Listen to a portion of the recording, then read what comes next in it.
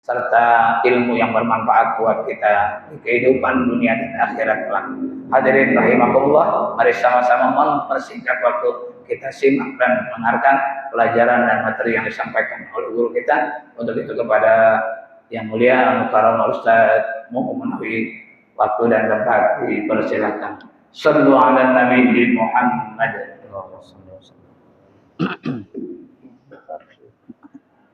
Informasinya Pak. Assalamualaikum warahmatullahi wabarakatuh. Bismillahirrahmanirrahim. Alhamdulillahirabbil alamin. Alladzi hadana li hadza wa ma kunna linahtadiya laula an hadanallah. Asyhadu an la ilaha illallah wahdahu la syarikalah. Wa asyhadu anna sayyidana Muhammadan abduhu wa rasuluhu la nabiyya ba'dah. Rabbi shrah li sadri wa yassir li amri wahlul 'uqdatam min lisani yafqahu qawli. Subhanaka la ilma lana illa ma 'allamtana innaka antal alimul hakim. Terima kasih saya haturkan pada guru kita Ustaz Abu Syarifuddin yang sudah mempersilahkan waktunya, yang sama-sama kita hormati, kita muliakan Ketua DKM Masjid Jami Al-Hikmatul Mubarakah Ustaz Muhammad Rafiuddin beserta jajaran pengurus, yang sama-sama kita hormati, kita muliakan guru kita, orang tua kita Ustaz Haji Romli SAG beserta jajaran panitia pembangunan masjid. Yang sama-sama kita hormati, kita muliakan para masyayikh, para alimil ulama, para tuan guru yang mohon maaf tidak bisa saya sebut, saya tata namanya satu persatu, namun insyaallah tidak mengurangi rasa ta'zim dan hormat kita semua, terkhusus untuk guru kita, orang tua kita Ustaz Haji Abdul Wahab, Ustaz Syamsul Khamsin, Ustaz Idris Nawawi, yang sama-sama kita hormati, kita muliakan para tokoh masyarakat, para ketua lingkungan, bapak-bapak, ibu-ibu, jamaah Masjid Jami Al-Hikmatul Mubarakah yang dirahmati Allah Subhanahu wa taala. Alhamdulillah, puji syukur senantiasa kita panjatkan kehadirat Allah di Ahad subuh ini. Allah masih memperkenankan kita untuk bersilaturahim, bertatap muka, bermuajah dalam rangka thalabul ilm. Mudah-mudahan langkah kita dari rumah menuju masjid ini dicatat oleh Allah sebagai amal ibadah yang bernilaikan pahala. Amin ya Allah ya rabbal alamin. Salawat dan salam semoga selalu terlimpah curahkan kepada junjungan kita Nabi Muhammad sallallahu alaihi wasallam. Para jamaah sekalian yang dirahmati Allah Subhanahu wa taala, sebelum kajian kitab dimohonkan kembali karena Allahnya untuk membacakan suratul Fatihah. Dikhususkan untuk musannif kitab ini Al-Imam Asy-Syaikh Ahmad bin Husain Al-Asbahani Asy-Syahir bi Abi Syuja'. Kemudian penyusun syarahnya Al-Imam Asy-Syaikh Muhammad bin Qasim Al-Ghazi.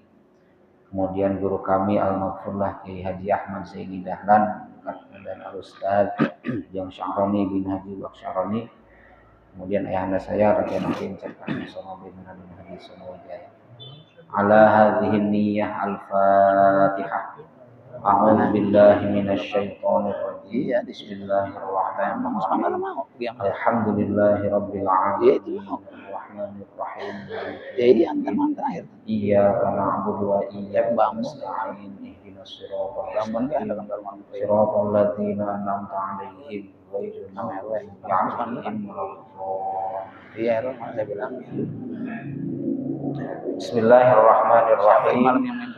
Qala al-musannifu rahimahullahu ta'ala wa nafa'ana bihi wa bi'ulumihi fid dharain. Amin ya Allah ya rabbal alamin. Nah, kajian takrib di Ahad subuh ini kita masuk ke pasal tentang suluh. halaman 33. Faslun fis sulhi, ya. Pasal ini menjelaskan tentang suluh. Suluh itu artinya damai, ya, artinya rekonsiliasi, gitu ya. Rekonsiliasi politik itu suluh, ya. Bisa para ulama menjelaskan kategori suluh itu bisa damai antara muslim dengan non muslim, bisa damai antara pemerintah dengan pemberontak, gitu ya. Itu juga sama, dalam kajian muamalahnya masuk wilayah fikih, gitu. Nah, diatur dalam Islam nih bagaimana caranya, gitu. Nah, cuman yang dibahas di sini tidak luas sampai ke sana. Nah, di sini pembahasannya hanya yang kaitannya dengan hukum perdata, ya, yang ada kaitannya dengan keuangan. Nah, kemudian suluh sendiri secara bahasa maknanya qat'ul munaza'ah, menghentikan pertikaian. Itu suluh, ya. Nah, secara terminologi fikih, suluh itu atau as-sulhu itu aqdun yang qati'u bihi mukhasamatal mutakhasimain. Jadi akad yang menghentikan sengketa antara dua orang yang bersengketa, ya, itu suluh. Wa yasihu as-sulhu ma'al iqrari, dan sah itu damai, sah rekonsiliasi ma'al iqrari, disertai pengakuan, ya. Kalau nggak ada pengakuan dari pihak tertuduh, terdakwa, maka nggak bisa suluh. Nah, contoh misalnya sudah dibawa ke pengadilan, ya. Kemudian akhirnya si terdakwa ini mengakui bahwa dia punya hutang kepada orang, ya, yang mendakwa dia, gitu ya, sebesar 1 miliar misalnya, gitu ya. Nah, pada saat si terdakwa ini mengakui, ya, kesalahannya, maka di situ bisa terjadi rekonsiliasi. Fil amwali, baik itu pada harta, wa ma afdha ilaiha, atau pada sesuatu yang membawa kepada harta. Contoh nih, misalnya terjadi pembunuhan, ya, terjadi pembunuhan. Nah, kemudian pihak keluarga memberikan maaf kepada yang membunuh karena misalnya, gitu ya, mengingat si pelaku ternyata masih punya keluarga, ternyata anaknya masih kecil. Kemudian dalam pandangan si keluarga, si pelaku punya penyesalan yang luar biasa. Melakukan kesalahan besar itu didasari karena hilaf, misalnya, ya, karena dia punya penyakit temperamen, gitu ya. Mudah terpancing, tersulut emosinya, atau emosinya meledak-ledak, gitu ya. Sehingga terjadilah peristiwa yang tidak diinginkan, misalnya, ya. Nah, pihak keluarga memaafkan tuh, tapi dengan catatan nih, si pelaku harus membayar, misalnya, ya, gitu ya, 500 juta ke pihak keluarga, misalnya, gitu. Nah, itu ma'afdho ilaiha, ya, ma'afdho ilaiha. Atau kasus lain, misalnya kecelakaan, tabrakan, gitu ya. Nah, si korban nih, gitu ya, si korban tidak menuntut si pelaku untuk dipenjara, tapi dia hanya menuntut ganti rugi, ya, yang bisa dinominalkan dalam bentuk uang. Bisa jadi ganti ruginya untuk biaya rumah sakit sampai sehat, ya. Kemudian misalnya ditambahkan dengan biaya untuk tunjangan keluarganya, karena selama dia di rumah sakit, anak istrinya butuh biaya buat menjalani kehidupan. Itu namanya ma'afdho ilaiha. Tidak langsung ya sengketanya itu kaitannya dengan uang, tapi bisa ditarik ke masalah uang. Nah itu suluh. Jadi suluh itu mesti ada cekcok dulu, mesti ada perselisihan dulu, baru didamaikan.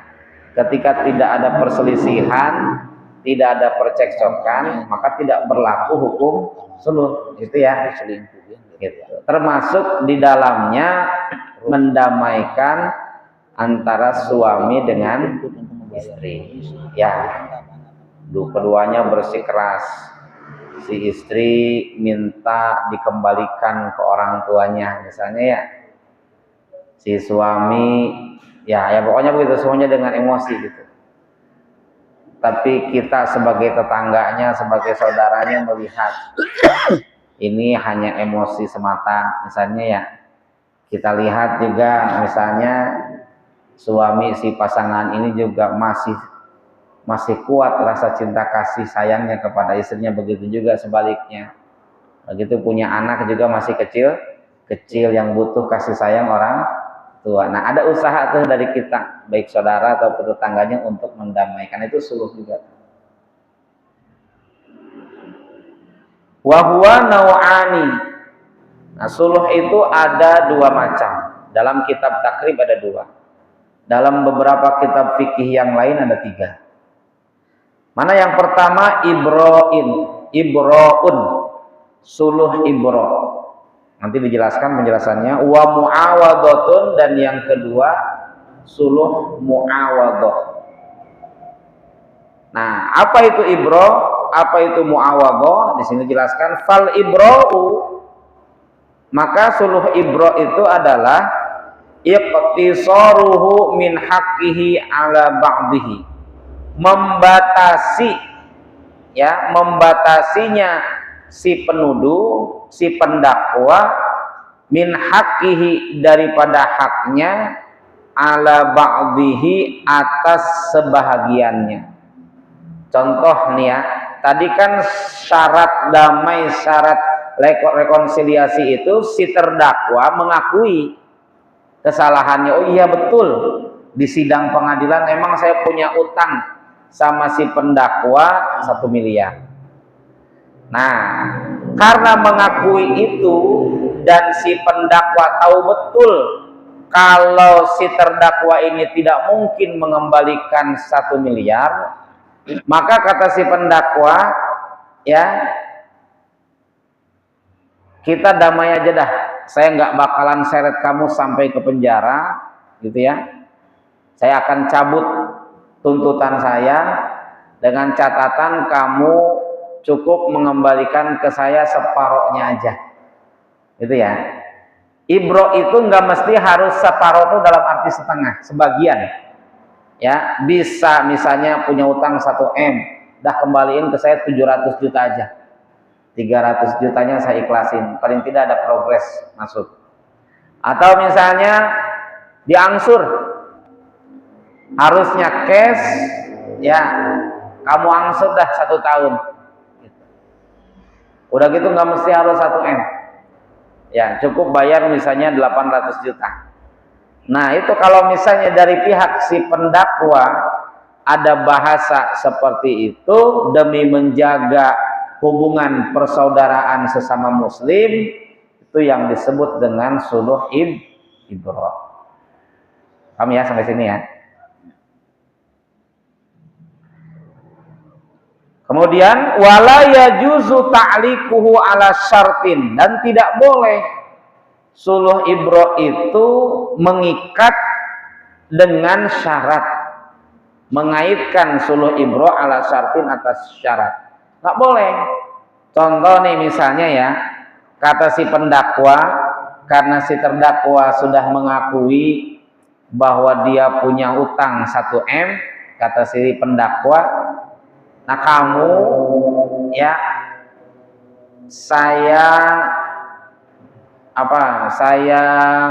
kamu cukup bayar ke saya misalnya 700 juta saja, tapi dengan syarat 1 bulan ya, lewat dari 1 bulan harus tetap 1 M. Nah itu nggak bisa tuh kayak begitu. Itu nggak bisa. Nggak boleh suluh ibro itu diikat dengan syarat. Jadi kalau misalnya si pendakwa semata-mata ingin menjaga hubungan baik dengan si terdakwa, karena misalnya orang yang dituduh, yang terdakwa ini adalah masih keluarganya, masih saudaranya, masih ada hubungan famili dengan dia, atau di masyarakat ya beliau misalnya punya posisi tertentu yang khawatir kalau kita menagih, menuntut sesuai dengan tuntutan awal akan memberatkan dia, efeknya kemana-mana misalnya ya, demi menjaga persaudaraan sesama muslim, dah yang jadi penting saya ada, toh saya juga misalnya gitu ya, kalau ukuran 1 M ukuran orang model kita mah butuh ya, tapi orang-orang sekelas konglomerat mungkin ya itu bagian investasi dia yang mungkin di mana-mana banyak lebih dari segitu. Nah, yang penting ada progres duit masuk ya ke kas perusahaan saya gitu. Nah, itu ibro ya. Wal muawadhatu, nah sedangkan suluh muawadhah, apa muawadhah itu? Uduluhu, berpalingnya si pendakwa an haqqihi, daripada haknya, ila ghairihi, kepada sesuatu yang lain ya. Ini misalnya cekcok masalah waris ya, sepeninggal orang tuanya kebetulan ninggalin satu rumah. Nah singkat cerita nih, 2 anaknya ya ribut urusan warisan rumah ya. Si A merasa rumah itu milik dia ya, karena harta yang lain menurut si A tuh waktu masih hidupnya udah diambil semua sama si B ya gitu. Sedangkan si B itu kan waktu orang tuanya masih hidup, sedangkan waris kan urusannya harta orang tua yang sudah meninggal. Artinya si B masih merasa ada bagian hak saya tuh dari rumah itu begitu. Dibawalah ke meja pengadilan gitu ya. Nah ketika dibawa ke meja pengadilan, akhirnya ya si A mengakui itu, syaratnya ikrar dulu ya, harus ada pengakuan dari pihak yang didakwa. Kata si A, emang benar sih ini rumah nggak sepenuhnya milik saya ya, ada sekian persen milik saudara saya si B ya. Kata si A ke si B begitu ya, dia mengakui. Nah kemudian kata si B begini, saya juga nggak mungkin ya motong rumah itu buat saya karena saya udah punya rumah. Sekarang gini aja, demi menjaga hubungan saudara, saya nggak mau jelek di akhir, kata si B nih, saya juga saudara kamu ya, dah yang separuhnya lagi yang menjadi hak saya ya, separuh itu nggak mesti harus 50% ya. Artinya misalnya mungkin dia masih ada haknya di situ 30%. Mungkin dia masih ada haknya di situ 25%. Ya, hak saya tuh kamu boleh ganti. Kamu kan mobil ada 3 tuh. 1 buat saya dah mobilnya. Gitu. Nah, itu memindahkan hak rumah dengan barang lain ya, dengan mobil, itu namanya suluh muawadhah ya.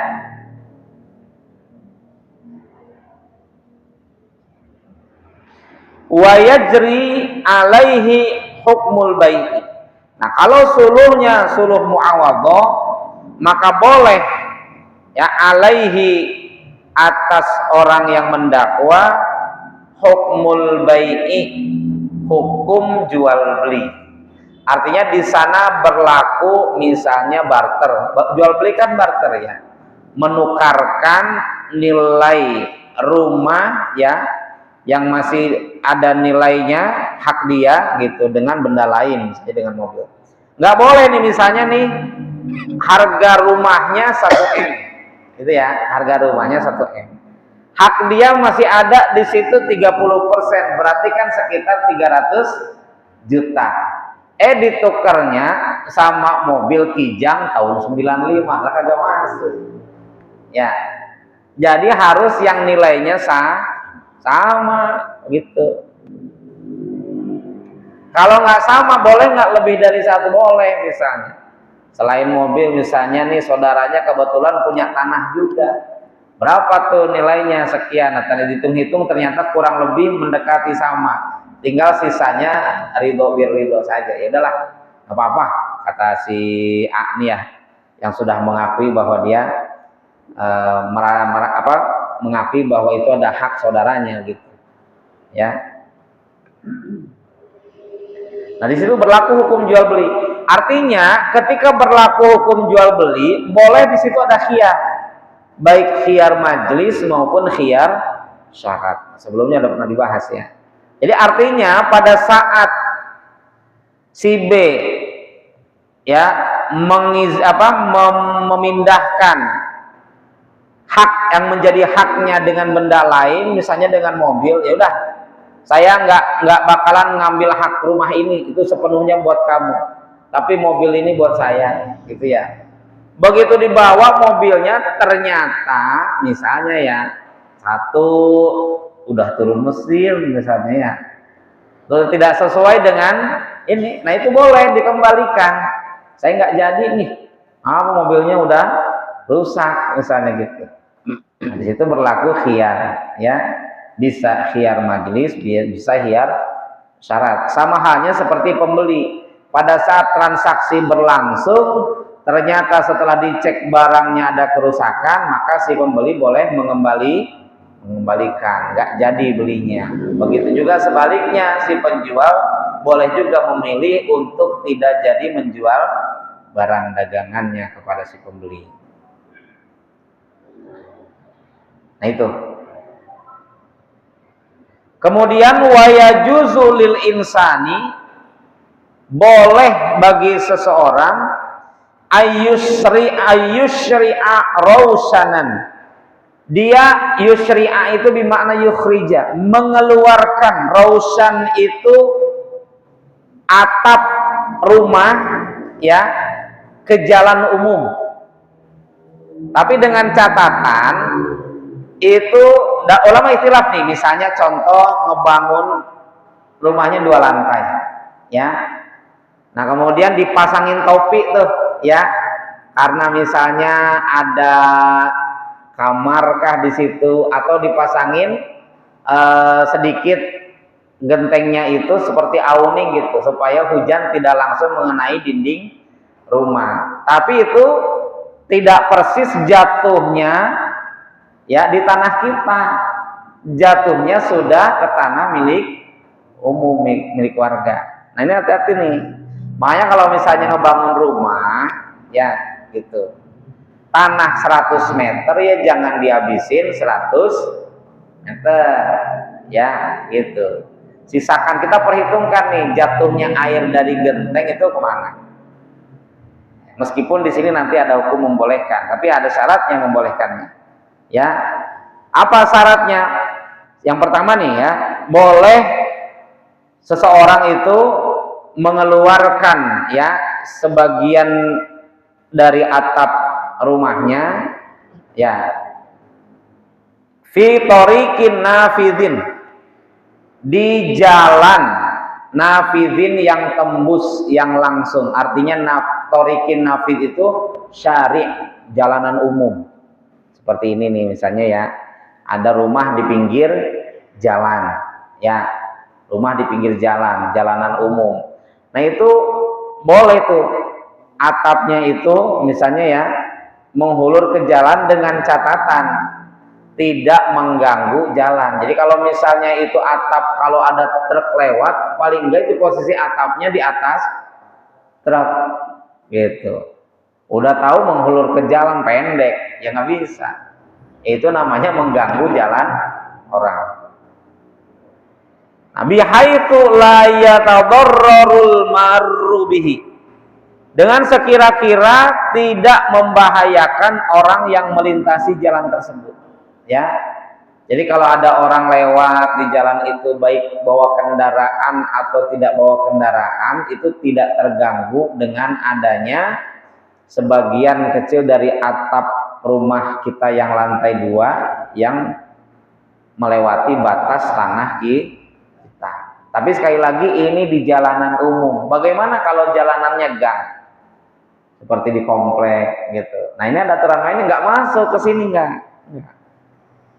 Ini kalau jalanan umum. Wala yajuzu fid darbil mustaraki, dan tidak boleh pada gang milik bersama. Ya, contoh nih rumah kita di blok. Nah, kalau jalanan rumah Pak Yansen itu Thoriqin Nafis, jalan umum, ya, jalan utama. Atau kalau di sini misalnya masjid kita nih posisinya, kalau misalnya parkirannya mau ditutup, ya andaikan nih milik pribadi gitu ya, nah, itu Thoriqin Nafis itu jalan rayanya. Ini kalau misalnya posisi rumah kita itu ada di gang, yang gang itu milik bersama, milik warga. Nah itu nggak bisa tuh main langsung bikin apa, rumah kita mau ditingkat, kemudian dipakein topi, dipakein apa, genteng, dipakein awning gitu ya, yang melewati batas rumah kita. Nggak boleh. Beda sama di jalan kayak tadi. Kalau di jalan boleh dengan catatan tidak membahayakan orang yang lewat, baik yang lewat dengan jalan kaki ataupun dengan menggunakan kendaraan. Tapi kalau misalnya di gang, di jalan yang sudah milik warga setempat, warga bersama, itu nggak boleh. Illa biidni syuraka, kecuali dengan izin tetangga-tetangga yang di sekitar situ. Kalau tetangganya ngizinin nggak apa-apa dah, gitu. Atau mereka juga bikinnya begitu semua, gitu, nggak apa-apa. Wa yajuzu, dan boleh taqdimul babi, mengedepankan pintu fid darbil mustaraki, pada gang milik bersama. Nah, ini pemahamannya ini makanya ngaji tuh harus punya guru gitu. Kalau lihat terjemahnya nggak bakalan ngerti, paham. Contoh ini misalnya jalan raya. Ini jalan raya nih, jalan besar, Thoriqin Nafis. Ya. Nah, ini tanah. Ya, ini tanah, terus ini ada jalan. Nah, ini ada tanah, ada rumah punya kita, punya tetangga. Sebelahnya juga, seberangnya nih rumah punya tetangga, rumah sama tanah. Nah, ini jalan yang ada di sini, ini namanya darbil mustarok. Ya, ini jalan raya besar. Ini ada jalanan rumah gang menuju rumah warga. Nah, gang itu disebutnya dalam bahasa fikih darbil mustarok. Ya. Nah itu ketika nih misalnya ini tanah kita dari sini ke sini nih, ya. Kemudian ini tanah tetangga kita, ya. Bikin pintunya harus di sini, nggak boleh di sini, ya. Sama tetangga kita juga nih, yang tanahnya berdampingan sama kita. Ini separuh tanah kita, ini separuh tanah tetangga. Baik di situ ada rumah atau lahan kosong, dia mau bikin pintu, bikin pintunya di sini. Jangan di sebelah sini. Ini takdimul bab, itu sebelah sini. Di depannya, ya, di samping persis yang menuju, di depan itu maksudnya depan yang menuju ke jalan umum, Thoriqin Nafis. Jadi ketika dia bawa kendaraan masuk ke situ, itu nggak ganggu apa? Nih misalnya kalau semua lahan ya di gang yang milik bersama bikinnya sama, pintunya kalau misalnya jalanannya ada di sebelah kanan, posisi pintu yang kalau dari arah sini sebelah kanan semua. Jadi pada saat ini misalnya mobil tetangga kita lagi nengokin tanahnya mau keluar, itu pas keluar nggak mepet ada mobil kita di situ. Ya, kenapa? Karena pintunya nggak di situ. Coba kalau bayangin kalau nggak diatur, orang sembarangan mau bikin pintu. Ya, nih misalnya ini tanah saya nih segini. Ya, saya bikin si pintu di sini gitu ya, karena orang nggak ngerti nih, nggak ngerti agama gitu. Nah, tetangga kita ngerti ngaji, dibikin pintunya di sini kan dempet pintu dia sama pintu kita. Pas dia mau ini misalnya ya, ada keperluan mau nengokin lahannya, di situ ada mobil kita. Dia mau belok kan mobil nggak bisa, nggak kayak bawa motor, ya. Dia harus ada perhitungan buat beloknya itu biar nggak nyenggol. Nah itu sampai sebegitunya itu diperhitungkan dalam fikih, gitu.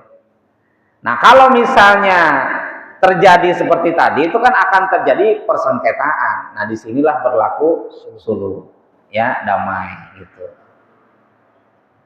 Saya kan udah terlanjur nih bikin pintu di sini bagaimana? Kata dia gitu ya. Saya nggak tahu tuh. Sedangkan kalau misalnya saya harus mindahin pintu ke sini, lumayan duitnya. Saya lagi nggak punya duit. Udah gini aja dah, saya bantuin, ya. Tapi sisanya ente yang ngerjain, gitu. Ya misalnya itu disitulah berlaku hukum suluh. Wala yajuzu ta'khiruhu illa biidzni syuraka. Nah, tidak boleh tuh ya pintunya ditaruh di belakang ya kecuali dengan izin ya tetangga yang ada di sekitar gang tersebut. Makanya kan kalau para jamaah perhatikan tuh rumah-rumah di komplek. Itu kalau posisi pintu di tengah, semua di tengah, ya. Kalau pintunya di pinggir, semua di pinggir. Itu isyarat sebetulnya nanti bikin garasinya. Nah, ini bikin garasinya nih. Pintunya kalau mulai dari blok A nih, A1, A2 nih, pintunya sebelah kanan, semua di kanan. Ya, di kanan dari hadapan kita nih. Jangan sampai nih rumah ini nih A1 bikin pintunya di kanan, ini pintu garasi. Rumah B bikin pintunya di kiri, rumah A3 bikin pintunya di kanan lagi. Nah itu nanti terganggu pada saat yang bersangkutan punya mobil. Udah mah misalnya ya dihabiskan gitu, nggak punya garasi kayak model saya tuh dihabiskan. Nah posisi pintunya nggak sesuai, nah itu nggak boleh kayak begitu. Kecuali itu ya, kalau satu blok itu tuh memang sudah mengizinkan, nggak masalah gitu ya. Kita tanya paling tidak tetangga kanan kiri. Sekali lagi ini ya mengedepankan pintu di sini bukan maksudnya lewat dari tanahnya dia, bukan. Ya, bukan lewat dari tanahnya dia. Bagaimana kalau lewat dari tanahnya dia?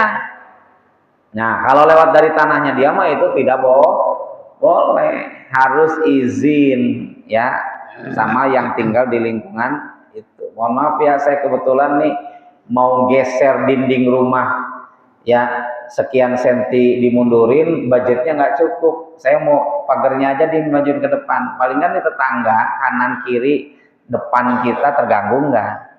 Kalau nggak terganggu, jangan lupa izin sama RT. Ya, gitu. Atau misalnya kalau di perumahan, koordinator paguyuban perumahannya, gitu ya. Baru kalau sudah disetujui, ya, karena itu bukan lahan kita. Ya, ini belum masuk ke lahan, ini baru atap. Kalau atap kan, kalau bangun garasi makan di bawah. Apalagi yang misalnya rumahnya blok-bloknya tuh udah sempit gitu, udah misalnya jalannya cuma 4 meter, 4 meter juga itu udah masuk di dalamnya saluran air gitu ya, kanan kirinya juga ada rumah misalnya ya, udah gitu kita bikin garasinya maju ke depan setengah meter. Nah bisa dibayangin tuh kalau di masyarakat kayak gitu, itu bisa terjadi sengketa gitu. Itulah ya intinya begini. Jadi suluh ini disyariatkan dalam agama itu supaya jangan sampai gara-gara urusan duniawi persaudaraan sesama muslim kita jadi terganggu. Nah, jadi kita harus punya dasar itu ya. Bagaimanapun orang nyebelin kita gitu ya, bagaimanapun orang nggak sesuai dengan harapan kita, selama dia masih muslim itu masih saudara kita. Jadi kita harus banyak-banyak memaklumi saudara-saudara kita. Ya begitu dah, menjalani hidup tuh begitu. Nah, itu bab tentang suluh. Satu lagi ya. Selanjutnya bab tentang hiwalah. Hiwalah itu memindahkan utang. Ya, mengalihkan utang piutang, itu hiwalah. Oh ya, sebelum lanjut ke hiwalah nih, suluh itu juga bisa terjadi dalam dunia perbankan, ya. Kenapa? Karena denda itu dalam agama hukumnya nggak boleh. Contoh kita pinjam 100 juta, telat bayar kan kena denda tuh, ya, gitu. Nah itu denda dalam masalah agama itu nggak boleh, sama kayak riba. Nah bagaimana supaya tidak terjadi itu? Maka akadnya itu di awal sudah masuk. Jadi nanti ketika ada keterlambatan, ketidaksesuaian dengan perjanjian di awal, nah itu suluh, itu berlaku akad suluh di situ. Ya, jadi sudah disepakati bersama kalau telat pembayaran ya 1 bulan maka dikenakan tambahan sekian persen dari total dari angsuran per bulannya, gitu. Ya, itu sudah disepakati di awal. Nah itu namanya suluh juga. Ya. Kita lanjut sini. Faslun wasyara'itul hiwalah, syarat mengalihkan utang arba'atun itu ada 4. Ya, jadi hiwalah itu intiqalul haqqi, naqlul haqqi min zimmatil muhil ila zimmatil muhal alaih. Ya, memindahkan hak yang menjadi tanggungan bagi orang yang berhutang, muhil itu yang berhutang, ila zimmatil muhal alaih, kepada muhal alaih. Muhal alaih itu orang yang berhutang kepada dirinya. Nih, misalnya ya, si B punya hutang kepada si A, si B berhutang kepada si A, si C berhutang kepada si B. Nah, kita ulang ya. Si B berhutang kepada si A, si C berhutang kepada si B. Si B mau mengalihkan utangnya karena si A nagih mulu, ya. Kata si B, udah dah utangnya jangan nagih ke saya pusing. Tagih aja nih ke si C, dia juga punya utang sama saya, sama nominalnya juga, gitu. Nah, maka posisi si B itu namanya muhil, orang yang memindahkan utang. Yang dipindahkan utangnya si A dalam bahasa fikih namanya muhtal, yang dipindahkan utangnya. Kemudian nih yang si C yang terbebani pemindahan utang, pengalihan utang, namanya muhal alaih. Utangnya sendiri namanya muhal bih, gitu. Sila pikir tuh. Ya. Nah, ada 4 syaratnya. Yang pertama ridhol muhili, ya, keridhaan dari pihak yang memindahkan utang, yang mengalihkan utang. Nah, si B ini harus rela, gitu ya, gitu. Hutangnya dipindahkan, dialihkan. Kemudian yang kedua waqabulul muhtali, ada penerimaan dari pihak yang dialihkan utangnya. Nah, si A harus terima. Kalau si A nggak mau, saya nagih ke si C, nagih ke kamu aja ribet, kata dia. Apalagi si C, saya udah tahu benar dia nggak bakalan bayar. Nah itu nggak bisa, ya, gitu. Kan ada orang tuh giliran ngutang maksa, giliran ditagih ngambek marah gitu. Galakan dia yang ngutang. Lah saya mau nagih baik-baik gitu ya. Saya butuh duitnya, emang lagi butuh. Si B nggak ngerti-ngerti, apalagi kudu dialihin ke si C, dia lebih repot lagi misalnya, kata si A. Nah itu nggak bisa kalau kondisinya si muhtal yang dialihkan utangnya tidak terima, ya, gitu. Kemudian yang berikutnya, yang ketiga, wa qaulul haqqi mustaqirran fid dhimmati.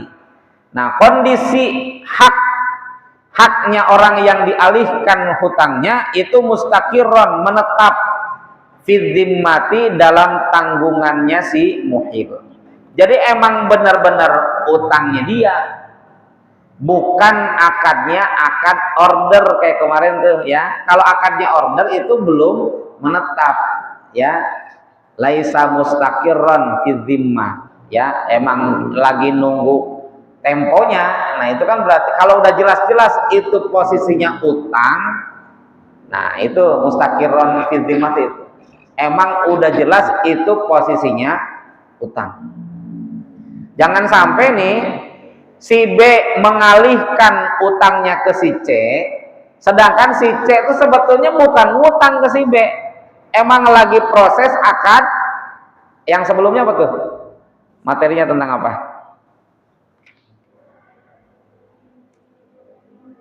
Tentang salam ya.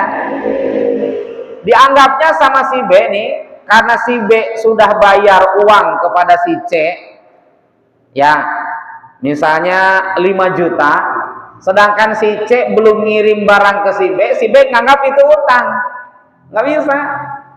Akadnya akad salam, akadnya akad order pesan barangnya yang belum dikirim, nunggu ini. Pastikan dulu kalau emang betul-betul itu sudah masuk wilayah utang piutang, baru si B boleh mengalihkan utangnya kepada si C. Kemudian wattifaqu ma fi dhimmatil muhili wal muhal alaih.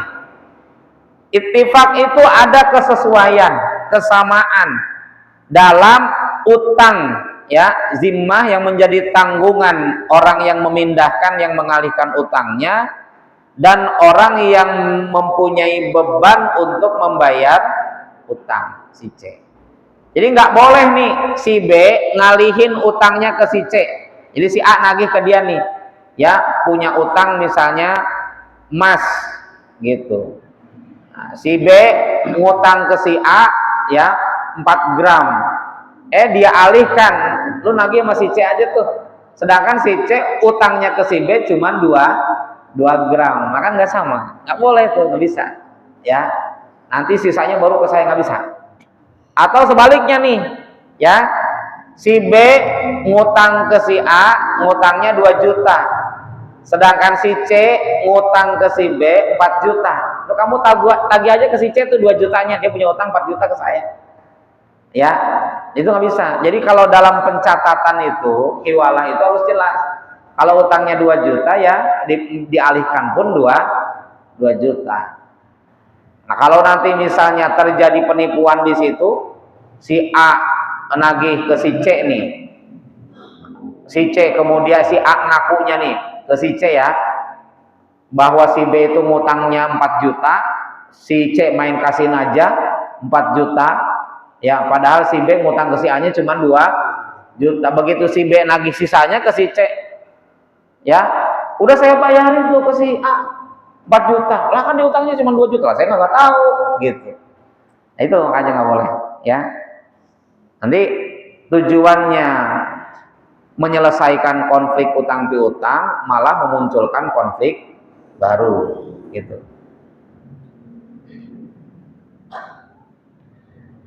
Nah, itu harus ada kesesuaian ya, kesesuaian barang yang dialihkan utang piutangnya ya. Kesesuaiannya apa? Fil jinsi, pertama jenisnya. Kalau utang piutangnya emas ya berarti dengan emas lagi. Kalau utang piutangnya dengan perak lagi. Kalau dengan uang lagi. Wan naui, macamnya. Nah, kalau misalnya emas juga harus jelas. Jangan sampai yang dialihkan, misalnya si B meminjam kepada berhutang kepada si A ya, emas 2 gram 22 karat, sedangkan si C berhutang 2 gram 24 karat. Nah, macamnya sudah beda, nggak boleh. Jenisnya harus sama, macamnya juga harus sama. Wal hululi, dan hulul itu tunai ya gitu. Wat takjili, dan takjil itu tempo. Ya, kalau misalnya nih si B berhutang ke si A, hutangnya 10 juta, udah gitu akadnya nih kata si B, ya ini utang 10 juta saya bayarkan langsung cash nanti 10 juta.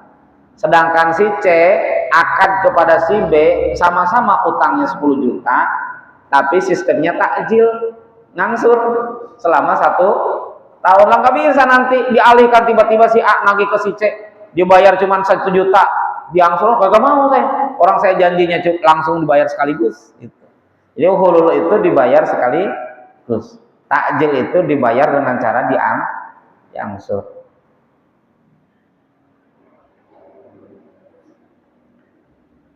Watabra'u biha. Nah, kalau sudah 4 syarat itu dipenuhi, tabra'u maka bebas. Ya. Biha dengan itu amwal, dengan itu tanggungan utang, zimmatul muhili, ya, tanggungannya orang yang berhutang, yang memindahkan hutang. Jadi begitu sudah si muhtal menerima, ya, muhtal itu yang dialihkan utangnya, si muhil juga ridho, ya, maka sudah selesai. Jadi si muhil yang mengalihkan utangnya sudah tidak lagi terbebani utang si A. Nah, di sini tidak disyaratkan ridhonya si C, si muhal alaih. Enggak. Jadi si C karena memang dia punya hutang ke si B, kemudian si A yang nagih karena sudah ada kesepakatan A sama B, nggak perlu disyaratkan di situ si C harus ridho, nggak bisa. Ya, karena memang dia yang terbebani untuk membayar utang, gitu, ya. Jadi memang dia mau wajib bayar, mau bayarnya ke si B, mau bayarnya ke si A, gitu. Yang penting si A sama si B-nya yang sepakat ini, yang memindahkan utang sama yang dipindahkan utangnya, ya. Nah, itu bab hiwalah. Nanti kalau dalam perbankan juga ada nanti ini, misalnya kredit macet, gitu ya. Ketika satu perusahaan tidak bisa membayar utang piutangnya, nah bagaimana nanti kalau misalnya sahamnya diambil alih itu, nah itu semua nanti masuk wilayah ini hiwalah. Hanya perlu dibuat sistem syariah itu arahnya ke sana. Jadi syariah itu bukan hanya sebatas urusan pinjam meminjam, ya. Karena dalam Islam kan pinjam meminjam itu tidak ada. Jadi kalau minjem 1.000 ya balikinnya 1.000. Akadnya nanti. Makanya ini kan suka ada ya. Saya sih nggak menyalahkan ya beberapa saudara-saudara kita yang ingin menghindari bank meskipun bank syariah. Karena alasannya satu nih, misalnya sama ujung-ujungnya juga dia naruh uangnya di bank konvensional. Oh, ujung-ujungnya juga nanti ada unsur ribanya. Nah, kemudian dia menyalahkan teman-teman yang masih naruh uangnya di bank syariah misalnya. Nah, nggak bisa juga. Kalau orang yang sudah punya keyakinan dan dia bisa mandiri usahanya gitu ya, tanpa harus meminjam kepada bank, silahkan. Ya, hebat itu berarti, ya, gitu. Kan orang nggak semuanya sama, ya, gitu. Bahkan ada orang-orang tertentu, Ustaz, mohon maaf, saya bukannya nggak mau buka rekening di bank syariah. Satu, karena payroll saya nih, gaji saya itu memang perusahaan kerjasamanya dengan bank konvensional. Kalau buka di bank syariah bagaimana? Misalnya ya. Atau kalau Ustaz punya simpanan, Bapak punya simpanan, buka 2 rekening nih, khusus rekening buat kalau pengeluaran pemasukan ya. Jadi bisa aja buat transferan istri dibikinin rekening, nantinya di bank syariah misalnya. Nggak apa-apa gitu. Ya. Jadi istilahnya semuanya berproses, ya. Toh di bank konvensional juga tidak semua transaksi di dalamnya itu mengandung unsur riba, begitu, ya. Tapi kita bukan mencari pembenaran. Kalau emang itu ada unsur ribanya, ya kita akui, emang kita masih apa istilahnya belum bisa keluar dari sistem itu, ya. Jangan sampai ada sesuatu perbuatan yang itu ada hukum dosa, ya, ada nilai maksiatnya di situ, kemudian kita mencari pembenaran itu tidak dosa, itu tidak haram, itu bukan maksiat. Nah, itu khawatir nanti kita menghalalkan yang haram. Kalau sudah jatuh ke situ kan dipertaruhkan keyakinan agama kita. Mengharamkan yang halal atau menghalalkan yang haram itu keluar dari Islam. Ya kayak misalnya ada orang mengeluarkan statement ya bahwa sholat 5 waktu itu enggak wajib pada dirinya. Nah itu berarti kan sudah mengapa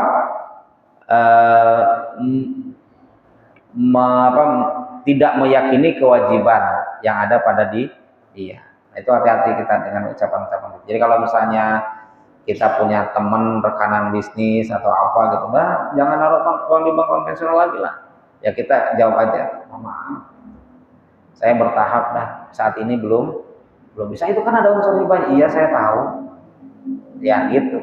Jadi nggak perlu kita mencari pembelaan, gitu ya. Kalau memang kita belum pas. Contoh nih, saya punya teman kerja di Bank BI. Di situ dia sudah punya posisi, gitu ya. Anaknya sekolah di sekolah-sekolah yang bagus, yang bayarannya tinggi. Kan nggak mungkin dia tiba-tiba nih berubah 180 derajat. Tapi semua kembali ke sini. Orang itu kan tingkatan keimanan, ada orang-orang tertentu memang, gitu ya. Terus langsung keluar. Itu harus dipersiapkan betul. Istrinya, keluarganya. Karena nggak mudah, gitu. Iya, yang bersangkutan sabar. Istrinya kan belum tentu. Iya, yang bersangkutan sama istrinya sabar. Anak-anaknya belum tentu. Ini pernah diceritakan nih sama Bu Yayah dulu. Jadi jangan sampai nanti nih seseorang ya karena memang niatnya bagus, kepengen hijrah dari dunia riba, dia keluar ya dari misalnya perusahaan perbankan yang sudah membesarkan namanya, kemudian dia kerja serabutan dalam bidang bisnis juga belum menguasai betul, akhirnya jatuh tuh ekonominya. Biasa tiap bulan ya pemasukan buat belanja istri, buat belanja anak itu sekian juta, ya sekarang dia kerjaannya nggak jelas, ya akhirnya anaknya karena dia nggak biasa dengan hidup begitu, di sekolahnya akhirnya mencuri gitu. Hanya ya istrinya gitu kan, jadi misalnya menyalahgunakan uang yang dititipkan ke dia, misalnya dia kebetulan bendahara arisan ibu-ibu misalnya gitu ya. Nah kan akhirnya jadi mudorotnya lebih banyak. Dalam kaidah fikih kan darul mafasid muqaddamun ala jalbil masal. Ya, jangan sampai itu ya tujuan kita baik, kepengen ini, tapi ternyata ketika kita tidak hati-hati menimbulkan masalah baru yang justru lebih besar. Itu saja. Yang lebihnya mohon maaf, mudah-mudahan ada manfaatnya. Allahu a'lam bishawab. Dan Allah wa iyyakum ajmain. Wassalamualaikum warahmatullahi wabarakatuh. Waalaikumsalam. Alhamdulillahirabbil alamin. Jamaah kajian subuh yang dirahmati Allah Subhanahu wa taala. Kita haturkan terima kasih kepada guru kita yang telah menyampaikan materi pelajaran kajian Ahad subuh pagi ini terkait dengan dua pasal. Yang pertama dengan pasal suluh, yang kedua tentang hiwalah. Dari yang dijelaskan, dipaparkan tadi, kami persilahkan untuk jamaah yang mau bertanya dengan dibatasi 3 pertanyaan. Dengan dua pasal tadi ya, tentang suluh dan hiwalah. Silakan yang mau bertanya. Ya, silakan Pak Jadi. Assalamualaikum warahmatullahi wabarakatuh. Waalaikumsalam warahmatullahi wabarakatuh. Ya. Jadi punya bisnis, kita butuh daerahnya dana proyek. Dana proyek, kemudian usaha proyek. Nah, waktu itu kita punya plafon income. Ya. Kita juga manage sampai 500 juta. Kita pakai buat proyek. Itu pilihan kita untuk menjalani proyek. Ya. Nah, kalau kita belum bisa menjalani, ternyata begitu untuk sama ada besar itu. Kita ambil dari dana proyek dana dari bank itu yang plafonnya ada 5 juta. Nah itu dari gimana? Dari hukum Islam itu gimana? Apakah itu suatu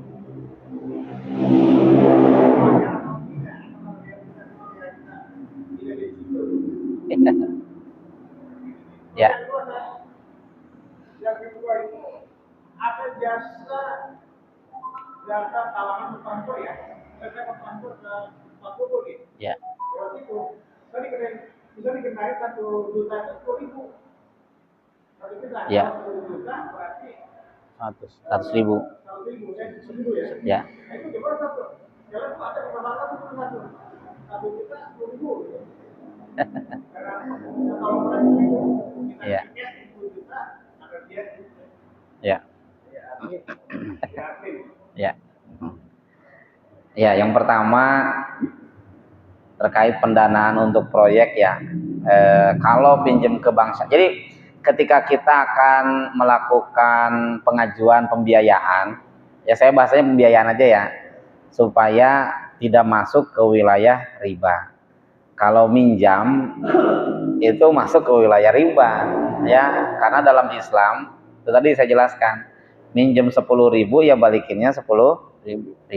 Makanya di bank syariah itu dia akadnya udah bukan pinjam meminjam, akadnya menggunakan akad yang lain, murabahah misalnya ya, transaksinya jual beli gitu ya. Nah di bank konvensional itu bisa Pak diajukan kita. Jadi akadnya bukan akad pinjaman, tapi akad pembiayaan gitu transaksinya. Bisa nanti menggunakan mudharabah. Mudharabah ini kita yang ngelola proyek, si bank menitipkan modal gitu ya, atau menggunakan musyarakah join gitu ya, dari kita sama dari pihak bank selaku yang mendanai proyek kita gitu ya. Intinya nanti bisa didiskusikan dengan pihak bank konvensional. Mohon maaf gitu, biasanya kan nanti kita ketemu dengan manajernya. Saya berani ngomong begini karena pernah jadi bendahara di koperasi yang waktu itu tahun 2018 itu mengeluarkan SHU, sisa hasil usahanya 1,4 M gitu. Jadi pernah ngalamin bawa duit 1,4 M.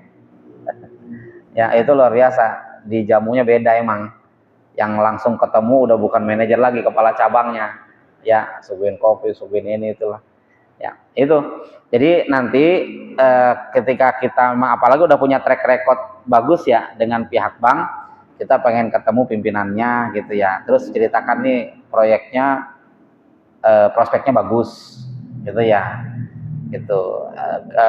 Ininya plannya kita jelaskan. Kemudian, nah setelah masuk dari pihak pimpinan yang akan mendanai proyek kita dari perbankan konvensional ya, kalau syariah udah nggak ada masalah ya, gitu. Nah ternyata sudah oke, nah kita baru di situ negosiasi untuk pembiayaannya. Mohon maaf ya, gitu.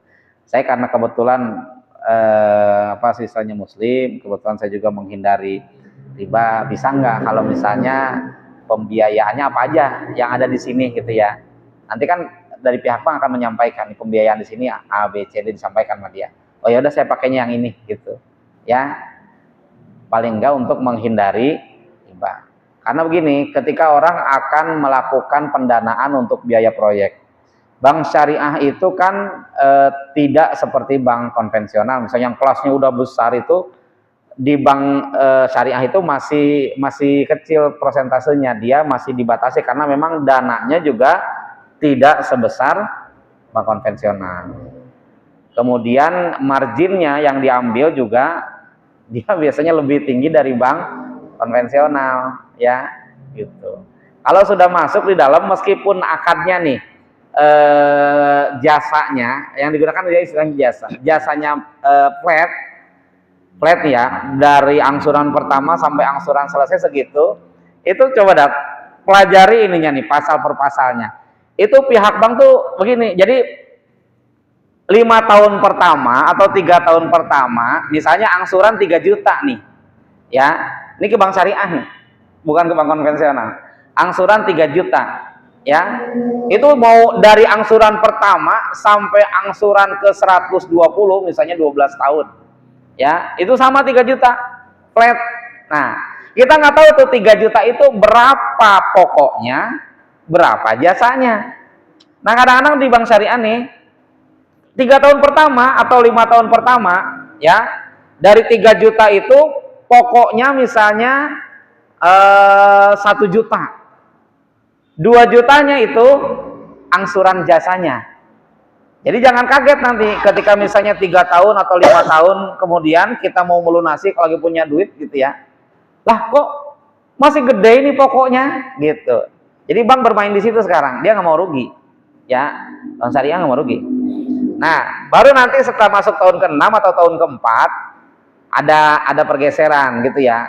Pokoknya jadi 50%, jasanya jadi 50%. Terus makin ke sini nanti jasa makin kecil, pokok makin besar. Kenapa? Karena pihak bank nih dia tahu kalau misalnya nih nanti baru 2 tahun bayar dia mau melunasi, loh dia baru ngambil jasanya sekian, gitu. Jadi emang dia ini di awal gitu ya.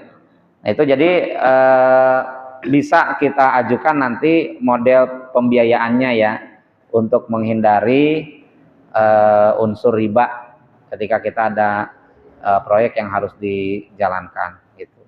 Nah terus yang kedua terkait apa tadi?